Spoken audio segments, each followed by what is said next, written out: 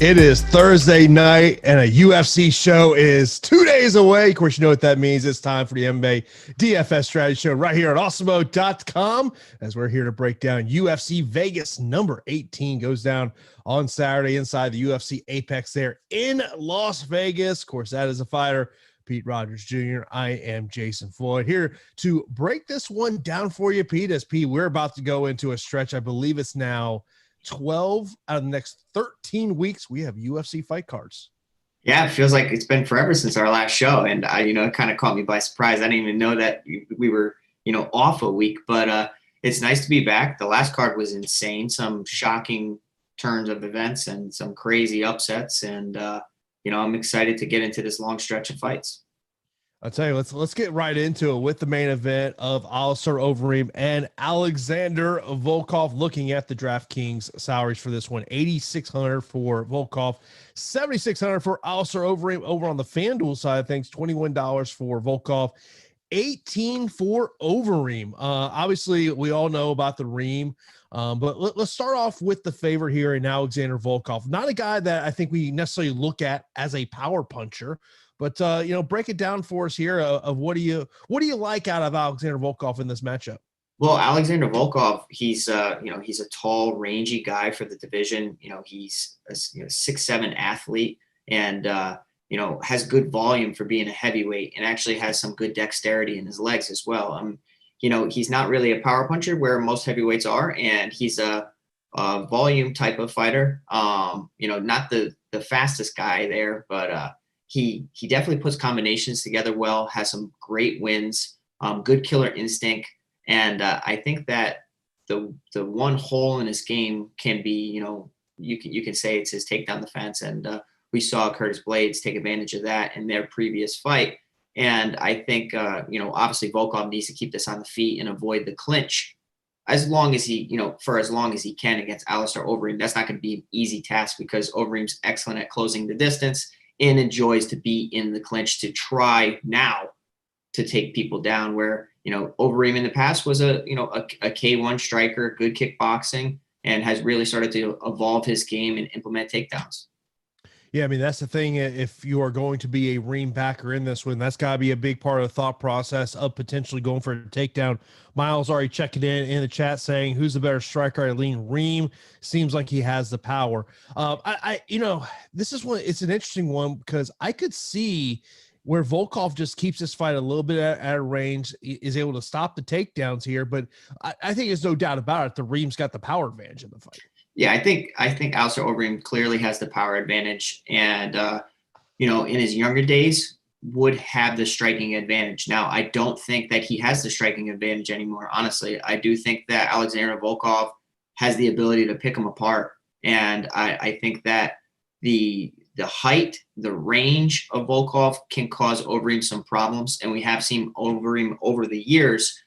He doesn't like to get hit. And the reason he doesn't like to get hit is he's been knocked out at a 21% clip of his fights. So he's been knocked out a ton, and he's had a ton of fights. He's taken so much damage. His overall record's 47-18, 12-7 in the UFC. And, if you think about a lot of Overeem fights, he's always having to kind of overcome some adversity. And, you think about what Walt Harris did to him, and ultimately ran out of gas, and that kind of opened the door for Overeem to kind of get back into the fight and start to chain together some good grappling situations and some awesome ground and pound. But I think that Volkov is the better striker here today, and I think that it's going to be a good fight. I'm not really backing Overeem so much this week, Jason, and I love Alistair Overeem. I've been a fan from K1 days, but I like Alexander Volkov quite a bit. I think that I don't know. I think that he doesn't make as many mistakes as Overeem does at this stage of the game.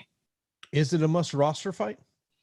I don't know if it's a must roster fight because I feel like a second or third round finish could be coming. And if that, you have to think that heavyweight fights more often than not are not going to reach the fourth and fifth rounds, right?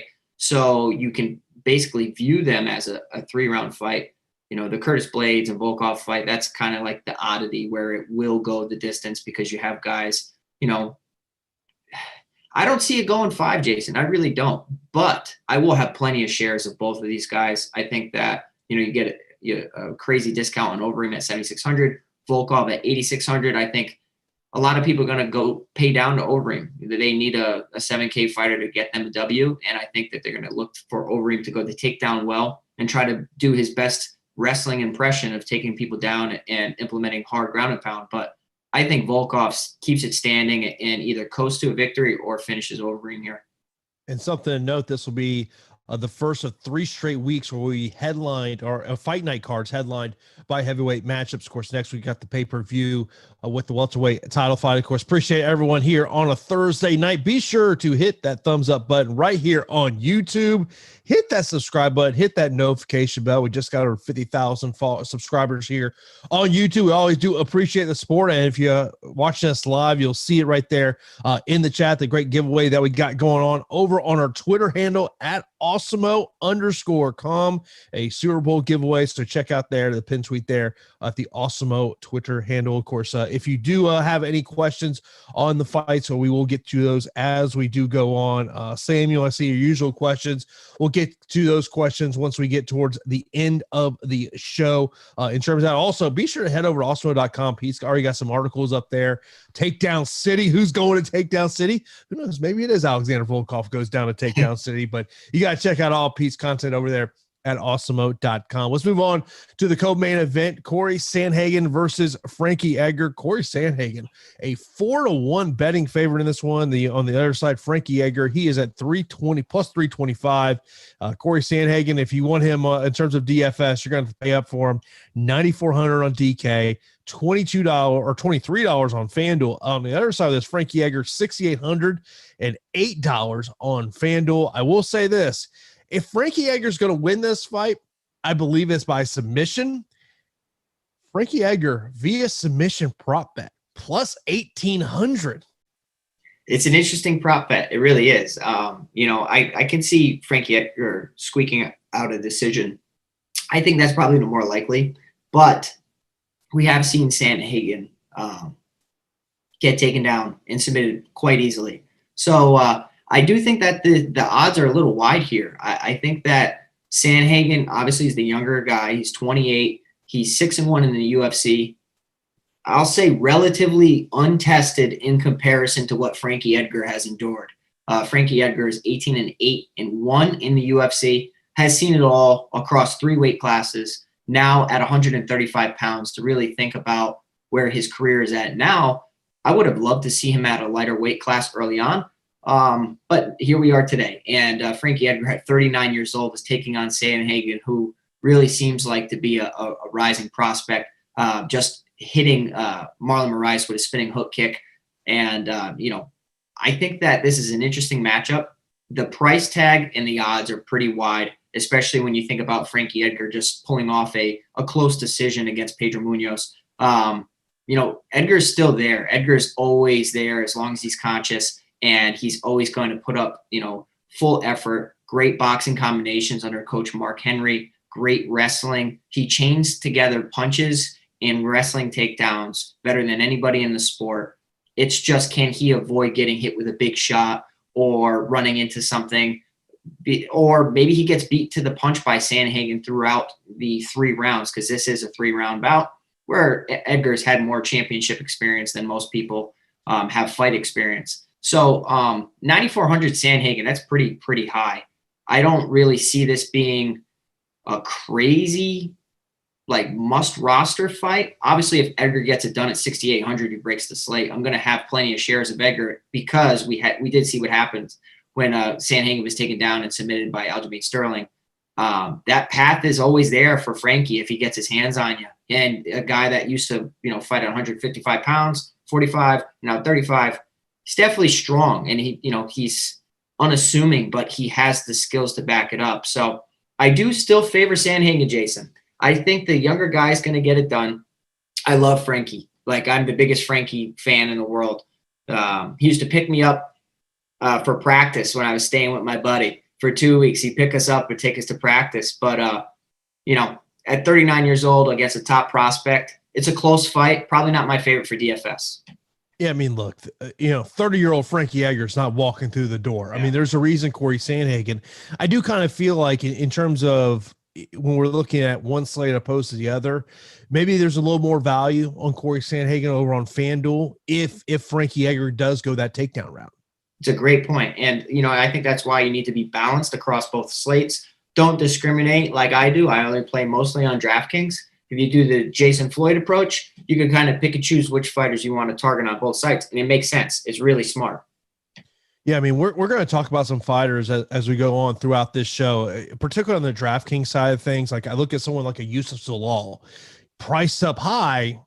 Is the value there in terms of if he doesn't get a finish, does he score enough? And we've talked about this over the past, couple of weeks here with this new DraftKings scoring system of if it's going to be a stand-up fight, you got to be putting massive amount of volume to bring in the kind of points that you want if the fight goes 15 minutes. Yeah, and, to your point about volume, Sandhagen does have really, really high volume. His strikes per minute sit at 6.88 in comparison to Frankie Edgar's 3.7. That's pretty crazy. And I think that, Sandhagen has like similar Max Holloway type of volume. Obviously that score was really inflated because of the 5 rounds and breaking all the records and all that. But, the potential's there. Just 9,400. It's not just like my eyes don't light up and think that it's a bargain. You're paying up, facing a former legend. I'd probably just take a wait and see. I'll sprinkle him in a few lineups. Yeah, I mean, just looking at the prop bets on the over-under numbers, over 1.5 rounds, minus 390. Over 2.5 rounds, minus 240. Yeah. Fight goes decision, minus 205. What's that tell you? Yeah, I think that's what's going to happen. I just think that Edgar's too schooled. His coach is too smart. They came up with a great game plan. They have more code words than anything. He just needs to avoid the big shot of Sandhagen. And as long as he does that, I think it's going to be a really competitive fight, like a close fight, a lot closer than minus 400. Let's move on to the next one. We got Michael Johnson versus Clay Guida. Michael Johnson, a minus 225 betting favorite in this one, plus 185 for Clay Guida. Over on the DK side of things, 8,800 for Michael Johnson, 7,400 for Clay Guida. And then over on FanDuel, $19 for Michael Johnson, $11 for Clay Guida. This is a fight that we were kind of talking about last night via text messaging, and kind of to go back on what you just said a moment ago about, looking at the different slates of who has value, maybe who doesn't have value. I think Michael Johnson is potentially some good value there on the FanDuel side of thing. You got to imagine Clay Guida is going to go that takedown route, but I mean, look, it is tough to trust Michael Johnson. Yeah, it's tough to trust either one of these gentlemen. Johnson in the UFC is 11-12, whereas Guida is 15-14. Now, I mean, if you're a hardcore MMA fan, like you can remember these guys in their heyday. And I will say that, Michael Johnson is a lot younger than Clay Guida, 34 versus 39. Clay Guida, he's had a ton of experience, a ton of big wins, counted out all the time, and just somehow finds a way to win. I specifically remember, him spoiling Anthony Pettis' debut. And I was out at Cowboys Ranch and we were all watching the fight. And, I don't think anybody really expected that to happen, but Clay Guida can implement strong takedowns to really solidify rounds and get that nice control time. So if you're looking for a sneaky control time type of guy, Guida is probably somebody you want to target. But for me, I just can't see how Michael Johnson, who has, beaten Tony Ferguson, knocked out Dustin Poirier, how is he going to lose to Clay Guida? And no disrespect to Clay Guida. That did sound disrespectful, but I'm just saying, it did. But I mean, he's beaten elite fighters, and Clay Guida is a tough veteran. I just think that, Michael Johnson needs to avoid getting submitted. And as long as Michael Johnson can avoid getting submitted, he does have good wrestling to kind of negate Clay Guida's strength, good takedown defense, can also get takedowns when he wants. He could put Clay Guida on his back. And it's the amazing boxing that makes me lean towards Michael Johnson. I think Michael Johnson gets it done, but of course I can't ignore Clay Guida at 7,400 based on the inconsistencies of both.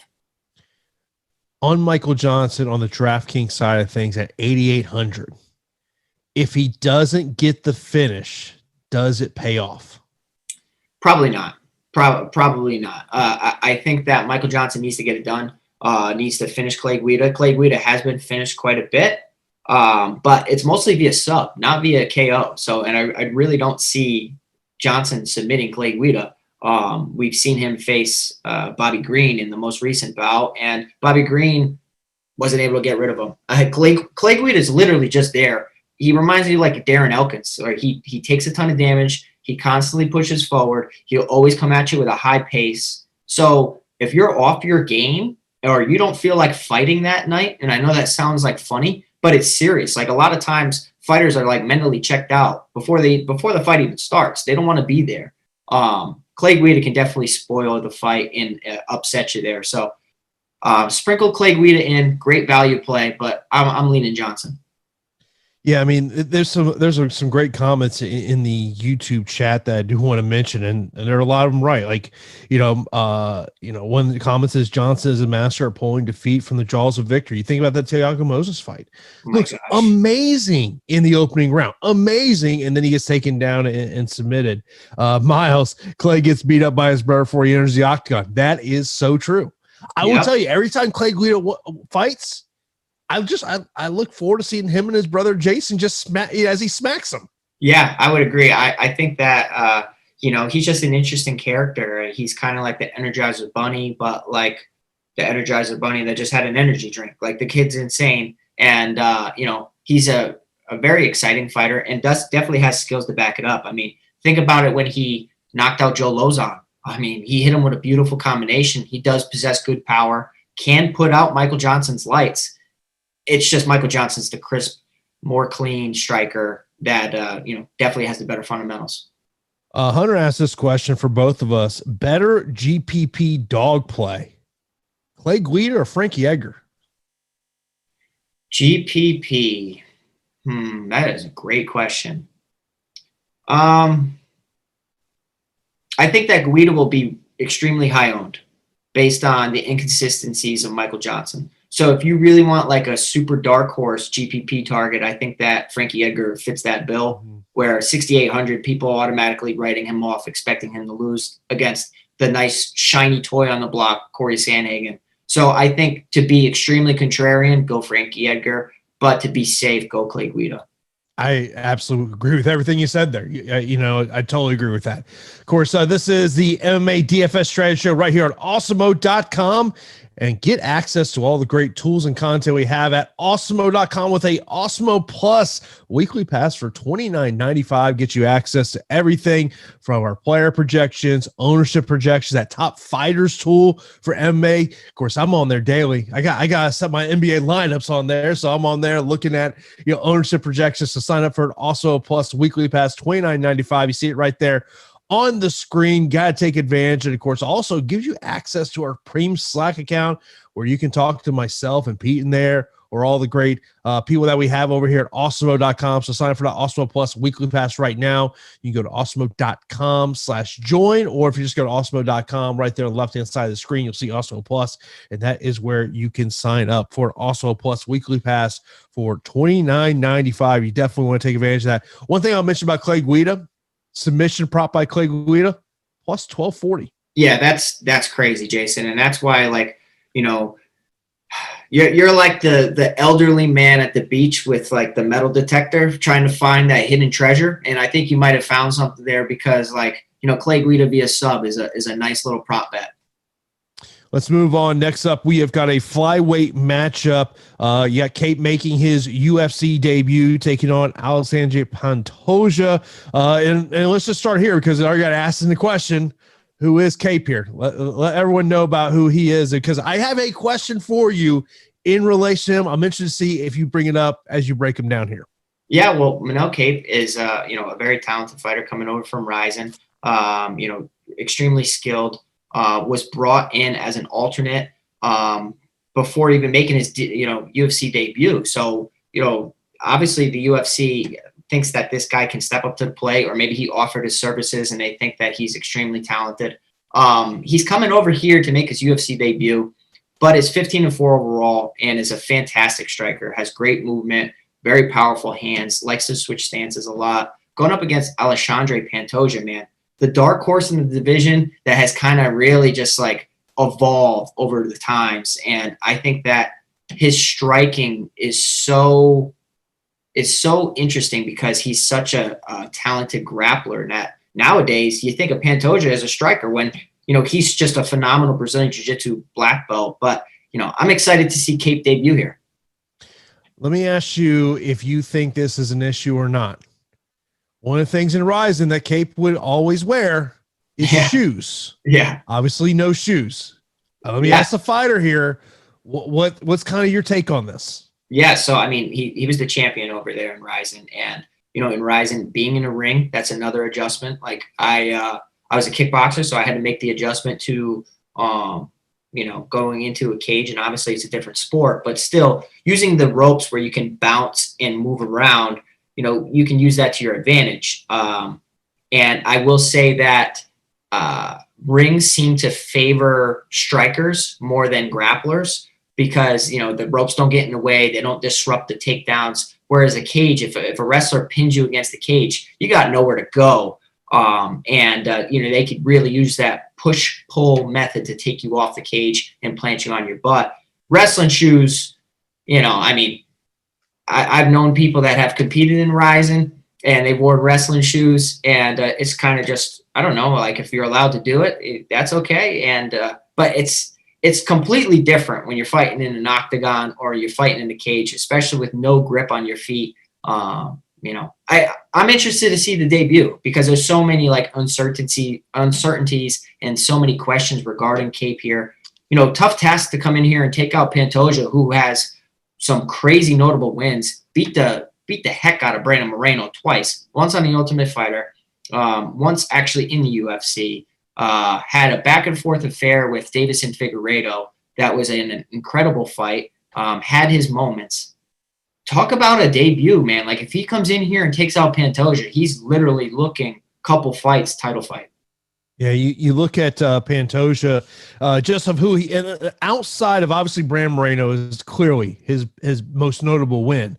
Who would be his second best win in the UFC? So his wins: Matt Schnell, Wilson Hayes, Yuta Sasaki, and Neil Seery, and Eric Shelton. Yeah, it's kind of tough when you do it like that. I would probably say Wilson Hayes. Yeah, I mean, Wilson Hayes at that time wasn't what he was. But yeah, I mean, outside the Brandon Moreno fights, I mean, he does have a win over Kai Kara France on the Ultimate Fighter. So I know those are exhibitions, but I can look at those. It's like, oh, well, I mean, he's just so talented. And I know that he has dropped some fights to Askar Askarov, Davis and Figueiredo, the champ, and Dustin Ortiz back in 2018. I still I think that Pantoja is legit everywhere. He can strike with you. He can hurt you on the feet. And if you screw up, he can take you back and submit you. And, Kape, I think that Kape's going to be like a fish out of water on the mat if it ever gets to that point.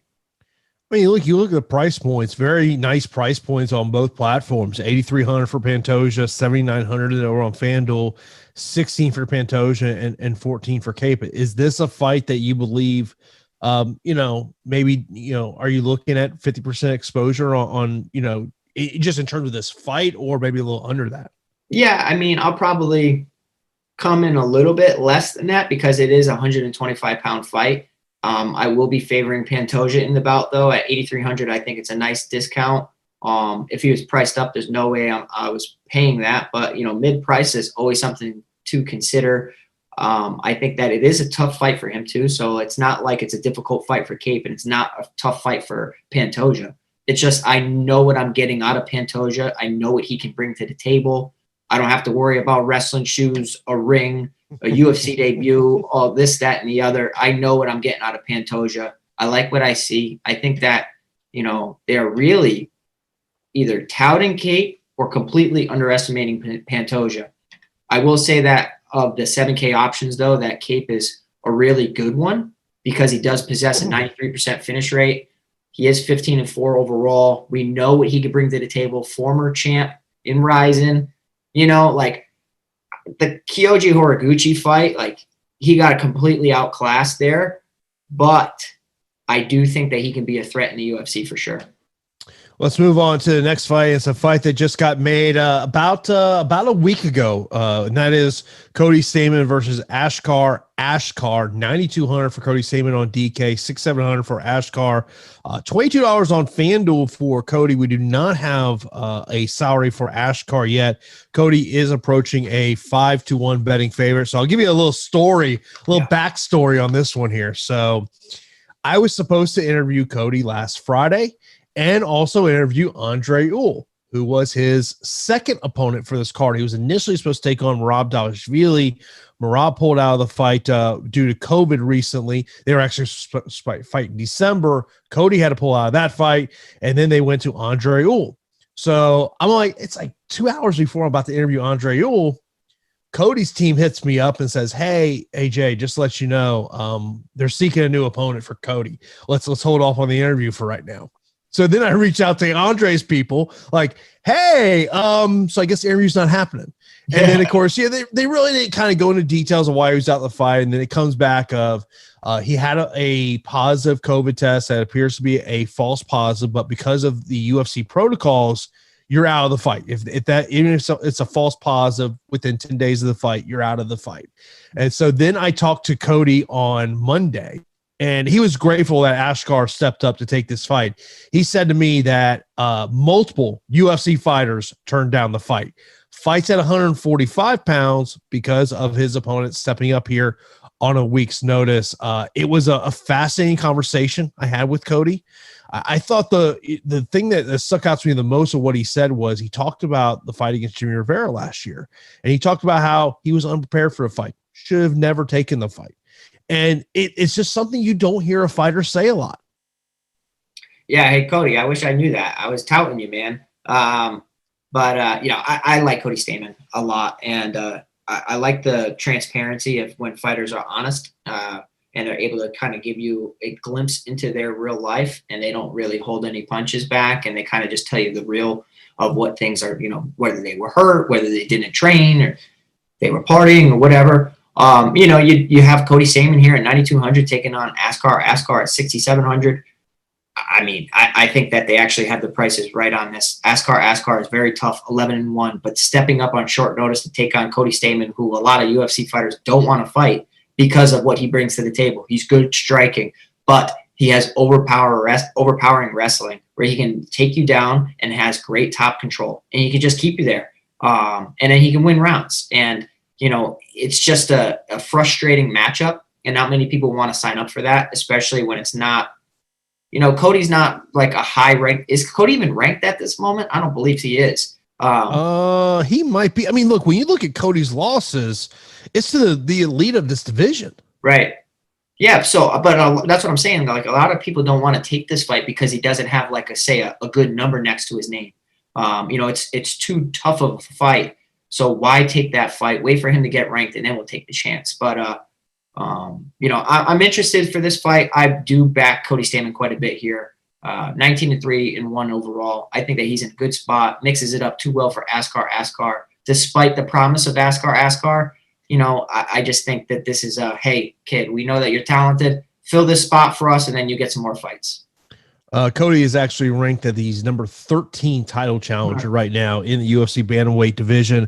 We'll say this, even though Cody has been a guy that typically does go the distance in the UFC, the inside the distance prop plus 265. So if you don't want to pay that minus 470 money for him, you want to maybe chase one of those prop bets, that might be a prop bet to chase a little bit there at that 265. And look, and people are going to look at, was it 2 fights ago? Askar lost by knockout in 39 seconds. Yeah. But he is coming off a great performance in LFA, though. Yeah. I mean, Askar is very talented, and that's why he got this call, and I think that as a fighter with 11-1 record, that you're kind of close to getting to the UFC. So I'm hoping that you're staying ready and in hopes that you're getting a phone call. But Cody Stamann is on another level, in my opinion. I think that it's going to be a rude awakening and a warm welcome to the UFC, and Cody Stamann is going to be victorious here at 9,200. Does he pay off the price tag? If he gets a finish, obviously. And Askar was finished, like you said, a couple fights ago. But 9,200, man, I don't know. Maybe with the control time, you know what? I have to take into account the new scoring system. I do think 9,200 isn't bad. So I will say Cody Stamann 9,200. I'll definitely have some shares. Yeah, I would tell you that's where I think you got to play the ownership game there. I was actually kind of surprised how high the ownership was on Cody on both platforms. I would say this, I would maybe look out for Cody as MVP on FanDuel as a contrarian play. Look, I don't think you're going to feel comfortable with it. But when you're looking a little contrarian on FanDuel, I think that's something to play there. And a great point about is if this fight goes 15 minutes, what happens if Cody just takes him down and just rolls up 12-ish minutes of control time? Yeah, I mean, obviously there's a cap on control time, so I think I forget the math on it, but it's not you can't get more than 20 points or something like that. But you are getting probably significant strikes on the mat. You remember you are taking into account total strikes now. I wish advances were still there. They're not, but it is a nice bonus. Back in the day, if he just laid in guard, he wasn't getting control time. So now that if he does that, he's getting another 15 or 20 points if he holds him for, let's say, the whole duration of the fight. It's just a nice little wrinkle to add to projections. And I think that it kind of tips the scale for some fighters more than others. Of course, I want you to do me a big favor right now. If you are not following us on Twitter, you got to do that. We're almost at 30,000 followers on Twitter, and help us get us over that hump. Head over our Twitter handle, which is at Awesemo_com right now to give us a follow. So keep you up to date with all the latest news and notes that we are putting out there. You'll know exactly when all of Pete's new content is available up there at Awesemo.com. Also, be sure to follow our MMA account at Awesemo MMA is, of course, definitely during fight nights. We're always trying to put some stuff out there as well. Let's move on to the next fight of the night, Pete. And that's a fight that, just in terms of the fight aspect of it, taking DFS out of it, Beneil Dariush versus Diego Ferreira is probably my favorite fight on the card. It's a good one. It is a good one, man. I am extremely excited for this fight. It's a rematch, and I didn't realize that when I saw them on the card. And 6 years ago? Yeah, something like that. I watched the fight. It was an interesting back and forth contest, but it's crazy to think about the evolution of both of their games. And I do think that Dariush to this point has been the more active fighter. And you got two powerhouse gyms right now, man. It's an exciting fight. That's why it's priced at 8,200, 8,000. Yeah, I mean, I was going to ask you about that. I mean, it's obviously a great price point. And look, when these first two guys met initially, they were just grapplers. That's what they were. But both these guys have evolved. I think the only concern I have on Diego sometimes he becomes a little bit of a slow starter. Overall, I don't know how much I really love the fight from a DFS perspective. If you told me I had to play one side, I think it would be Diego. Yeah. I'm actually, I don't hate Diego, but I actually like Beneil Dariush quite a bit. I think that working with Rafael Cordero at Kings MMA has really helped him, and you've seen the transformation in his game. A really, really talented grappler. Outside of being submitted by Michael Chiesa, when he gets his hands on his opponents, he really just outclasses them on the mat. Now, I know that Diego Ferreira is a phenomenal grappler as well. I do think that there are levels to this game, and it's always interesting to see two elite grapplers compete because their strengths will nullify each other for the most part, and it'll turn into a striking match. But if it, for some reason, does hit the mat, I would love to see the scrambles, the transitions, the reversals, because they're going to be there. It's kind of like in jiu-jitsu class when you're watching the brown belts or the black belts go at it. You want to watch those matches. You want to watch those reps. I do favor Beneil Dariush. I like him here at 8,000. He's I think my first underdog that I really, really like. 68% finish rate, has been racking up some finishes via striking. I think that Diego Ferreira is more limited in his striking, a lot of boxing, whereas Beneil is more of a Muay Thai type of fighter under Rafael Cordero. And if things get sticky, he can take down his opponent and possibly work towards a submission. So I favor Dariush. Give me the more active man over the past couple of years. He won the first contest. That can kind of mess with somebody, but also can prove to be some motivation for Diego Ferreira to really go like, I'm not the fighter I was 7 years ago. Next up, we got Mike Rodriguez taking on Danilo Marques. Dylan Marques, a plus 195 betting underdog, minus 235 for Mike Rodriguez over on the DraftKings side of things. 9 things for Mike Rod, 7,200 for Danilo, and then is $20 and 10 respectively over on FanDuel. When I talked to Mike about a week ago at this point, one thing that he told me was that he is only focused on things that he can control. He's not going to worry about other things. He definitely understands that, everyone is going to try to take him to the ground, and he wants to show people that, what he's been working on there. But do you ever go down the Tapology rabbit hole? Yeah, a little too often. So 2 fights before Danilo Marques made his UFC debut, he fought in Gladiator. He was 7-2 at the time, Pete. Yeah. His opponent entered the fight 0-16, and that guy is now 0-21. Find me these opponents, Jason. I don't care what weight class they're at. Line them up. Line them up, Jason. Okay, we need to get back in the win column. No, it's crazy what regional MMA is sometimes and how some fights are sanctioned. Definitely, I'm glad you brought it up. But Danilo Marques' track record and his strength of schedule to this point, is questionable at best. And he beat Hadis Ibrahimov, which he was probably, I thought that he actually had some promise in coming over and being a successful fighter over in M1, and then coming over and just looking horrible in I think 3 or 4 fights. I really think that Marques needs to he's tested now. He's in the UFC now. There's no turning back. So you're either at this level or you're not. I do think that Mike Rodriguez is a very difficult matchup for a lot of fighters based on his reach. 6'4" for the 205-pound division, has an 82-inch reach. That is pretty long. That is close to John Jones, or pretty close to John Jones. I think John Jones was 84.5 or something like that.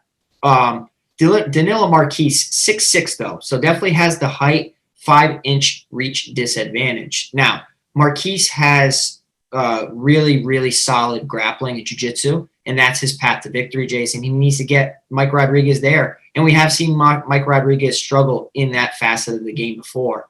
And Mike knows that. It's no different than, Mike's a striker. So I have seen Marques taking some shots on the regional scene, knocked out on the regional scene, and he looked completely gassed and fatigued in the UFC fight against Hadis Ibrahimov. So Mike should have won that last fight against Ed Herman. I mean, let's be real. That was the most egregious call in probably the history that I can remember of a blatant non-foul. And, he basically won the fight and then lost the fight in less than a couple minutes. So everybody's rooting for Mike Rodriguez to turn the corner here and get a W and get back in that win column, because he should not have to look at that loss, on his resume. Yeah, it definitely seems the UFC is trying to promote Mike Rodriguez a little bit heading into this one. One of the things that Mike did tell me, that he's like, look, it was really hard to find a lot of footage on his opponent. Obviously, he had the footage of his UFC debut, and he said the only other fight that he found was the fight that he lost against Myron Dennis in LFA. So whether that's a good or bad thing, time will tell on that one. But I think as a GPP, I do like Mike Rodriguez in this spot. Next up is another fight that has gone through some changes, as Devontae Smith, who was supposed to take on Alex Da Silva, he now takes on Justin Jaynes, who took this fight, I want to say, on Monday. It's going to be at a contract weight of 160 pounds. Devontae Smith, first fight since August of 2019, had a torn Achilles injury, so a year and a half away for him. And of course, Justin Jaynes, a plus 250 betting underdog in this one, 9,200 for Devontae, 7,000 for Justin Jaynes. We do not have any FanDuel salaries in terms of this one. I texted you this last night. I think that when you're talking about building your GPP lineups, this is a fight you have to hit on. Yeah, agree. I think you have to be on the right side of this fight because I foresee somebody getting finished.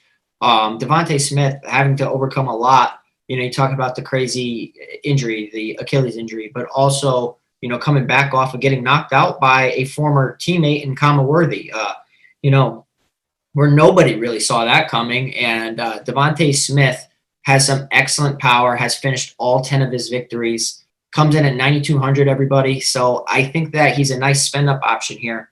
Now, I will say that, having somebody step up on short notice, Justin Jaynes has really thrived in that role before. You saw what he did, and stepping up on short notice and taking out Frank Camacho, knocking him out pretty viciously. He seems like a guy that stays ready, or he's just crazy enough to accept fights all the time. I don't know which is the truth. But if Justin Jaynes would ever implement his wrestling, he can make this fight a lot closer than it might be.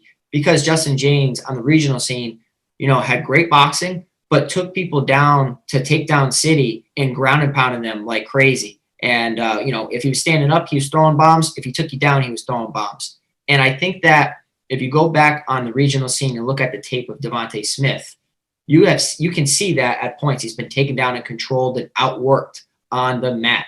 So, you're really hoping for a prayer right here that Jaynes goes out there and does that, because he has shown zero interest in wrestling. And, if he wrestles, I really like him. And I think that he is a name to circle as a GPP target, because at 7K, we talked about Smith coming off the layoff, coming off a knockout. He has been knocked out twice in the past against Jaynes, who hits extremely hard. But Jaynes was just picked apart as well against Gabriel Benitez, especially with that knee up the middle to the liver. So, you can make a case for both of these guys. That's why you said it's a must-roster fight. I do favor Devontae Smith slightly, 9,200. I think he gets it done, puts him away. Don't ignore Justin Jaynes, though. I'll mention some about Justin Jaynes here in a moment, but if you like what you're hearing here, be sure to hit that thumbs up button. And if you're not subscribed here, also hit that subscribe button, as we have shows every day for you, whether we're talking about the NBA, the Super Bowl coming up this weekend, of course, MMA, NHL. We've got you covered here at Awesemo.com and our YouTube channel. So be sure to hit that thumbs up button. Now, I've had a chance to talk to Justin Jaynes on a couple of occasions. Let's just say he's definitely in the I Love to Throw Bungalows fan club. While he has that wrestling base, and you bring up great points of why to do it, that's not exactly what he wants to do. Oh man, it's such a shame when people start to fall in love with their hands when they're not, like fundamentally a striker. Like, his bread and butter was taking people down, and he was a wrestler at heart. And you start to find interest in your weaknesses. It's funny how that works. You got strikers trying to grapple sometimes, then you got grapplers trying to strike. If he gets hurt, that kind of idea of not grappling might be thrown out the window, because when you're rocked, sometimes you just want to hold on to somebody and just secure them the safest position possible. But the fact that he has mentioned that he wants to go out there and trade with Devontae Smith, he has the capability of knocking out Devontae Smith. But I think that Devontae Smith just outclasses him on the feet and works towards a finish. I will tell you this, and this is why you got to go over to Odd Shopper, and you got to price out some books here. This is a crazy prop bet to me. There's some books out there right now. Devontae Smith winning round one as low as plus 140, as high as plus 1075. Whoa. Quite the difference. I'm just saying. I think someone's getting knocked out in this fight. I believe in terms of GPP, this is a fight that you have to hit on. And but look, it's a short notice fight, and we've seen Justin Jaynes do this before when he took on Frank Camacho, and unfortunately, we were on the wrong side of that one. You had to bring it up, Jason. Yes. Look, we're just brutally honest here. We're not trying to hide anything. Yeah, no, I didn't see that coming. I didn't see that coming. Yeah. Let's move on. We got a female matchup. Carol Rosa minus 245. She's taking on Jocelyn Edwards plus 205. Jocelyn took this, I want to say, last week. No prices on FanDuel over on DraftKings. 8,700 for Rosa, 7,500 for Edwards. What's your thoughts on Edwards as a under 8K option? Yeah, we hit on Edwards last time, and I think the industry was kind of underestimating her abilities. And now I'm picking against her here. I do think that she is talented. I do think that she's going to be somewhat undersized against Carol Hosa. 8,700 for Carol Hosa has crazy output. I mean, if you look at the stat sheet, 9.7 strikes per minute. That is crazy in comparison to Jocelyn Edwards, limited sample size, but 5.87 strikes per minute. What I like from Rosa is that she leg kicks a lot. She does a lot of strikes into leg kicks to kind of rack up points to, negate the striking offense of her opponents. I think that Edwards, despite getting out of some situations on the mat, I do think that she still is somewhat green in the grappling department. And I think that Rosa can take her down in parts, maybe control her in parts to win some rounds. And I do think that even on the feet, that Rosa is a nice play. It's just a price tag, Jason. You know what I mean? Like, I think that she's going to get it done. I think that there could be a ton of strikes here because, in the past, and if you look at her average DraftKings points of 110.7, she throws so much that, like, the stats just start accumulating and, the points just start flying everywhere. I'm going to have my shares because I can definitely see that happening here. I wasn't in love with Edwards' conditioning in her previous fight. She kind of gutted it out and got it done. But I do think that against a fighter that'll push you a little bit more than her previous opponent, like Carol Rosa will, I think that she's going to, kind of falter a little bit. Edwards has the better finishing rate of 80% of her 10 victories, whereas Rosa has 13 victories with a 46% finish rate. So with all that being said, I think Rosa's a pretty good play. Mention about that volume. She's had 2 UFC fights. Both have gone the distance. In both fights, she has landed 177 strikes in 15 minutes of fighting. I might say, sign me up, man. I mean, 8,700. Like, Edwards isn't bad. Like, I think that Edwards is very good, and that's why I said pick her last card. I think that she's a pretty good striker. She's extremely aggressive. She does have a judo background where she can throw some opponents. I just think that Carol Rosa is better everywhere. And, she kind of has her feet wet here in the UFC, 2-0. Edwards, it was a close fight in some parts, but she won that decisively. She's 1-0, just relatively untested. Before we move on to the next fight, I want to mention Tanner's question. He goes, thoughts on Edwards' height and reach advantage limiting Rosa's striking output? Yeah, not really, because it's only a 3-inch reach advantage. It's nothing drastic. It'd be something if Edwards was a master with like her jab or something like that and a master at distance management. But she blitzes forward a lot. And when you blitz forward a lot, I always say it, if you bring your hips forward, you're more susceptible to getting taken down. But more importantly, you're more susceptible to getting put in the clinch. And I think that's what's going to happen here at parts. And then Rosa's going to disengage and then start to really implement lots of leg kicks. Mention about the output that Hosa had in one of her fights. One of those fights was against a fighter we're going to talk about next, and that's Laura. It's a 2-year layoff for her. But in that fight, she landed 169 strikes. She's the underdog here against Molly McCann. Laura, 7,700 on DK, 8,500 for McCann. Over on FanDuel, $17 for McCann, $13 on Laura.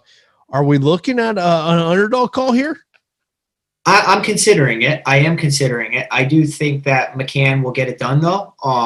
But, Procopio is one of those, like, 5 fighters each week that as underdogs, that I like to kind of put in my lineups and take some shots. Because, like, if you're trying to go from this from just a predicting standpoint or projection standpoint, sometimes you'll fail because you'll be off on just one fight, and that one fight will hurt you. So if you can mix and match and lower, lower salary type of contests like the 3 max or whatnot. I know that you're a fan of the 3 max, that you can really start to get used to different lineups and combinations. But, McCann here at 8,500, I think that she's good. And I actually listened to an interview saying that this was the most difficult training camp of her life because of the quarantine of it. It was more of a mental battle than anything, Jason, where it's kind of, you're a fighter, you train all the time, but then on a normal life, you would be able to have an escape. But during quarantine and COVID, there's no escape where she's at. So it's kind of like she just has to constantly think about the fight, and the anxiety is building. I think that she does have a good camp. And the one thing I will say in this matchup against Procopio, from what I've seen, is that she does seem to be like the more well-rounded fighter, has good striking, good wrestling, and I think the wrestling could be the difference here. And I know that Procopio has good striking, was going tit for tat with Carol Rosa, but Procopio claims that she's a Brazilian Jiu-Jitsu black belt. We'll have to see, but just because you're Brazilian Jiu-Jitsu black belt, sometimes your wrestling is lacking. And I do think that McCann mixing things up can make things interesting. If it stays standing and Procopio's able to prevent the takedown, that high output, and we see it on the sheet, 11 strikes per minute, is insane. She can steal and squeak away a fight.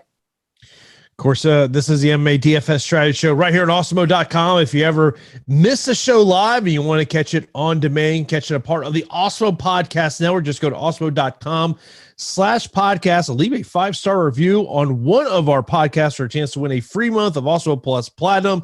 The Awesemo Podcast Network is something I take advantage of every day, as there's times where I can't listen to the NBA Strategy Show live. Pop there in the Awesemo Podcast Network as I'm grinding away here in the office, so you got to check that out. Mentioned a question about from Hunter here, says, can McCann get her down?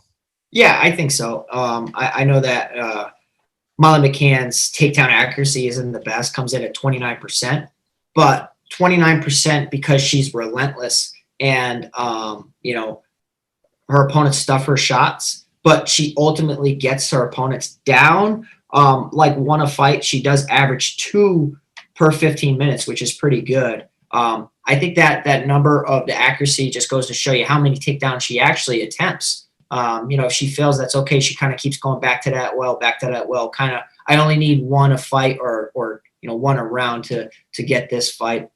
It's just, can she avoid the submission of Procopio? Procopio is not really a finishing ace. Neither one of these women are. McCann's 40% finish rate, Procopio 50%. I favor McCann at 8,500. Let's move on. Next up, we got a matchup that came together within the last week is Seungwoo Choi taking on Youssef Zalal. Of course, initially Choi was going to take on Colin Anglin.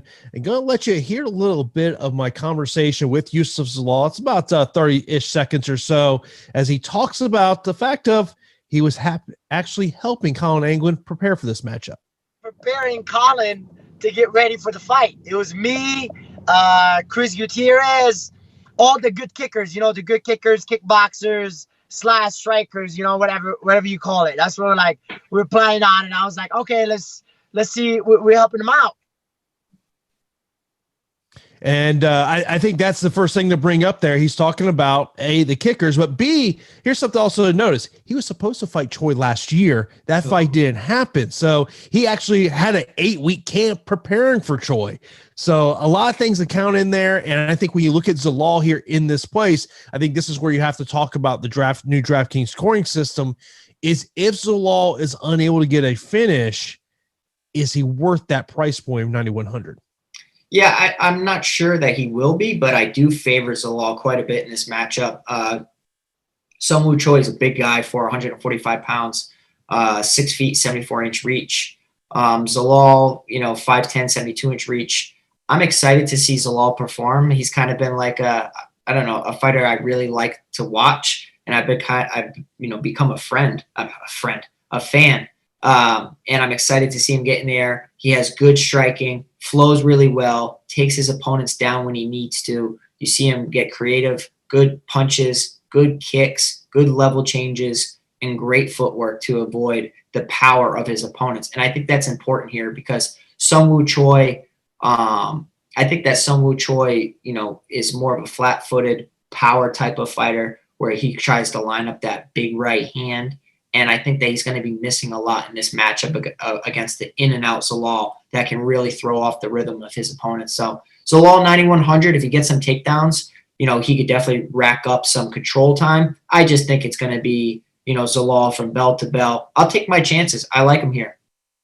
Interesting that one of the things Zalal did tell me is that when Colin pulled out of the fight, they were initially told that the UFC wanted to go the route of a Contender Series fighter and not Zalal. Maybe that kind of tells you something a little bit here. Maybe they kind of, maybe they're trying to, tie up Choi a little bit. And they really didn't want to go there. So I definitely like Zalal in that one. Another matchup that came together over the past couple of days, and this fight's going to be 145 pounds. Timur Valiev, who's supposed to take on Julio Arce, he's now taking on Martin Day. I'm going to let you hear a small piece of my conversation with Martin Day. Now, the question leading up to this one was he had this Instagram post where basically he says, hey, I feel like I'm fighting no pressure. All the pressure's on Timur Valiev. And so I basically asked him, hey, have you ever had this feeling before? And the end of his answer is very interesting. And from a DFS perspective, I think you're going to like what you hear. If there's pressure on somebody, it's all on him to perform. It's all on him to do his job in there. And, for me, I just get to go out there and get one more shot at this. And like I said, not a lot of people are expecting me to come out on top on this one. So I like that. And so now I just get to go out there and fight that way. Fight like I have nothing to lose, We can throw some spinning stuff. We can throw some big strikes and look for something dramatic. Of course, one of the things that he mentioned in the conversation I had with him was his last fight. He said, I do not know why I went for a takedown going up against a jiu-jitsu guy. He thought he was going to be cut. And then he gets this call. And so it was a situation he had to take advantage of. But I think from a DFS perspective, if you are looking for an underdog, of course, we saw how Valiev got to a great start at his UFC debut. And then, of course, then ended up losing in the second round. But from a DFS perspective, when you hear a guy sitting there going, look, my back's against the wall, I'm going to start throwing spinning stuff out there. All the tools are coming out of the toolbox. You like to hear that. Yeah, absolutely. And you guys know that I was really high on Martin Day in his previous bout, and then he shot a double leg and got caught in the choke. But, that is what it is. And sometimes, your emotions get the best of you. But in a striking matchup, I will say that Martin Day is extremely talented. I've been saying it for a very long time. He puts together combinations great. He has great kicks, Taekwondo black belt.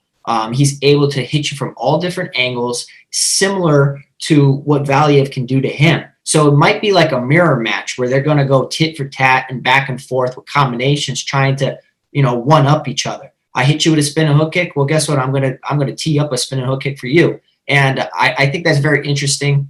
And if you could ask for a matchup, despite the tough opponent, Valiev's a stud. This is the type of style that Day should have been fighting. You know what I mean? Like, I think that this kind of plays to his strengths more than other matchups. But Davey Grant was able to knock him out. Davey Grant was throwing heavy. I think that Valiev, if you go back and you look at that last fight against Trevin Jones, was lighting him up and, should have had a victory there. But, he didn't get the stoppage because he kind of like hesitated a little bit. But, ended up getting caught with a counter shot and dropped and then finished. And that was quite the upset. It goes to show you that as long as anybody connects you on that sweet spot of your chin, you can get knocked out. So everybody's human on this card, guys. Nobody's invincible. It takes one shot, one error, and that's how somebody is able to pull away the victory. I will sprinkle Martin Day in a couple lineups because of that, because I know Valiev's coming off of a knockout. But I do think that Valiev is able to outclass Day by mixing in the wrestling. I think that's going to be the difference because Valiev can go to that if he needs to. If things get a little too tricky, he can take down Martin Day and start to punish him there.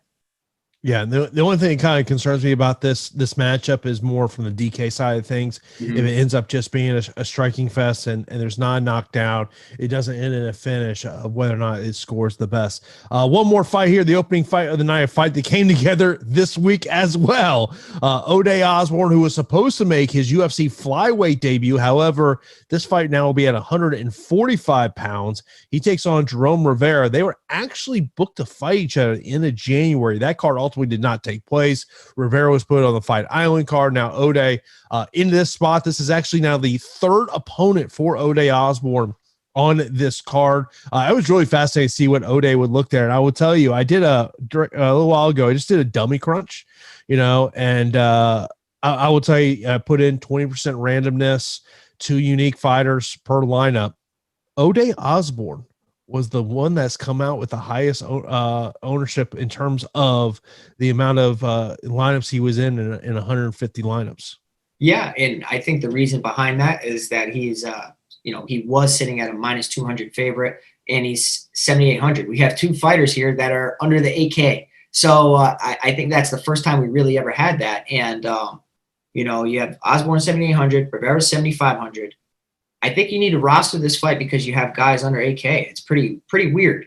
One of these guys are going to get a victory, right? Well, I shouldn't say that, right? Now, oh my goodness, can you imagine if I just cursed us and we have a draw? But somebody should get a victory here.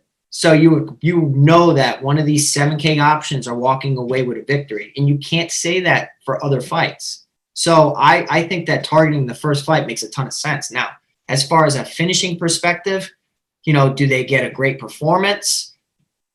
I don't know. I think that obviously Ode Osbourne has an incredible finishing rate of 88%.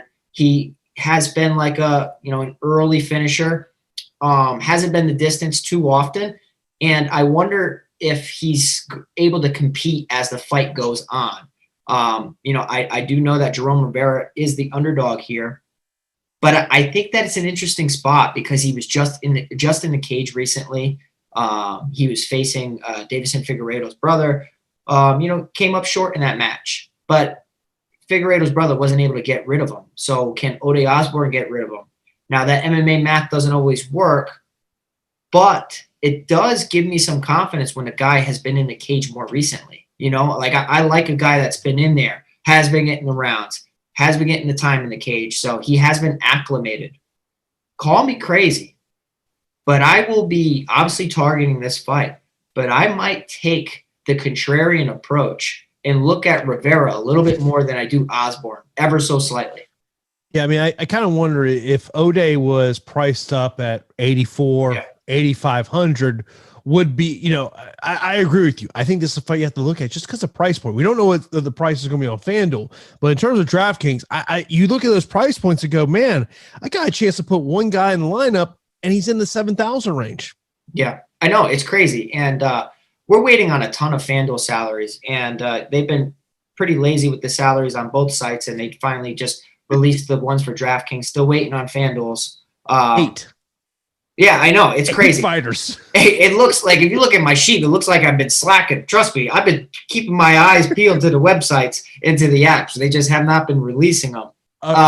Trust me, man. Today's been a busy day for me being at the stadium. Yeah. And so about an hour before the show was when I was putting together my salary sheet. And yeah, I have 8 fighters with no salary right now on FanDuel. Yeah, it's crazy. Let's talk a little bit about Rivera, what he brings to the table. He's a big guy and, has competed at 125 pounds. Obviously, this is at a catch weight. But Ode Osbourne doesn't really cut too much weight. He doesn't really cut too much weight. So I wonder if this being at a catch weight, does it favor one fighter over the other? Rivera maybe being a little bit bigger because they had to do a catch weight, because I'm sure that Ode Osbourne could have taken it, at obviously the low weight class.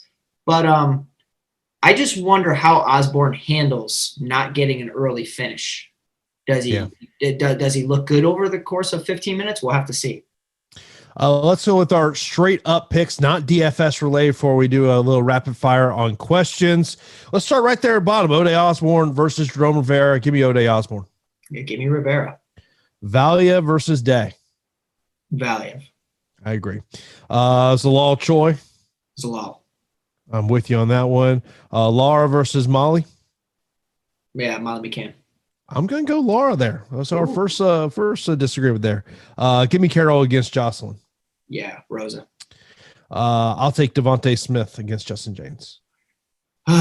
Same. I want to pick Jaynes so bad. Give me Smith, though. Give me Mike Rodriguez. Yeah, Mike Rodriguez. I have a feeling we're going to differ on this one. I'm going to go with Diego. Okay. Yeah, I'll go with Neil Dariush.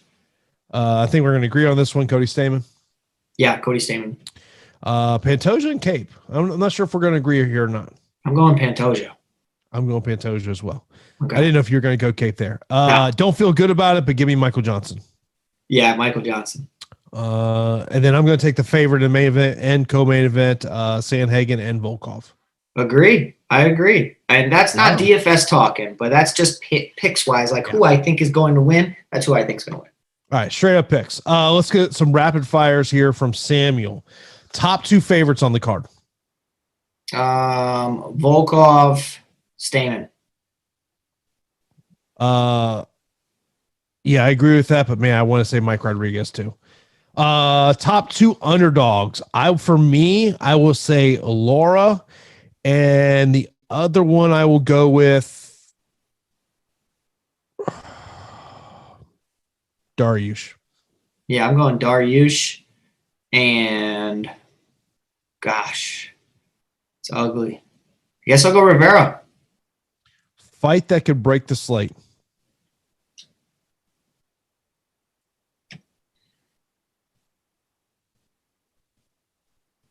I think the first fight's really pivotal. They're both under 8K. I'm going to say,